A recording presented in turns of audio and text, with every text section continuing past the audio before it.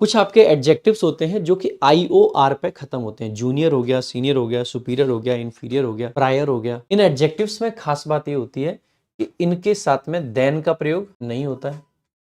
दूसरा, इनके साथ में टू का प्रयोग होता है। पहली चीज, इनके साथ में मोर या मोस्ट का प्रयोग हम नहीं कर सकते हैं, क्योंकि देखो कोई जूनियर है तो उसका कोई सीनियर भी रहा होगा। ये शब्द अपनी बेस फॉर्म में ही कंपैरेटिव इन नेचर होते हैं। कंपैरेटिव डिग्री नहीं है, लेकिन इनका नेचर कंपैरिजन का है। अगर मैं ये कहूं कि आप मेरे सीनियर हैं तो ऑलरेडी कंपैरिजन हो गया। आप मेरे जूनियर हैं, ऑलरेडी कंपैरिजन हो गया। तो जब कंपैरिजन पहले से है तो क्या हमें इनको दोबारा से कंपेयर करने की जरूरत है मोरमोस्ट लगा के? The answer is no. और जब मोरमोस्ट कुछ लगा ही नहीं रहे हम तो देन तो लगा ही नहीं सकते हैं। इसलिए एक तो ध्यान रखना टू आता है, दूसरा मोर नहीं आता है।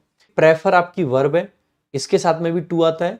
और प्रेफरेबल आपका एडजेक्टिव है, ठीक है, प्रेफरेबल आपका एडजेक्टिव है, इसके साथ में भी टू आता है, तो इनके साथ भी ध्यान रखेंगे। तो श्री लक्ष्मी जो जिनकी म्यूजिकल इंटेलिजेंस कैसी है, सुपीरियर है, तो सुपीरियर के साथ में देन का नहीं, किसका प्रयोग होगा? टू का। तो ध्यान रखेंगे यहाँ पे सेंटेंस का सब्जेक्ट है इंटेलिजेंस। कैसी इंटेलिजेंस? म्यूजिकल।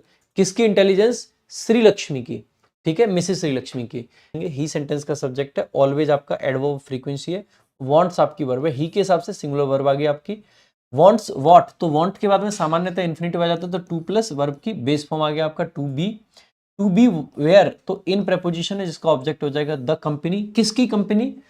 तो किसकी कंपनी? Of those. मैंने कहा था हु के पहले हमेशा दोज आता है, दोज आपका करेक्ट हो गया। हु के लिए आपका एंटीसीडेंट क्या हो गया? प्लूरल हो गया, तो आर आपका सही है। Who are intellectually superior. अब सुपीरियर के साथ में देन का नहीं, टू का प्रयोग होगा। आप में से कुछ बच्चों को लगेगा दोज के लिए वर्ब क्या है? बेटा दोज के लिए कोई वर्ब नहीं है, क्योंकि ऑफ प्रेपोजिशन का ऑब्जेक्ट है दोज, ठीक है।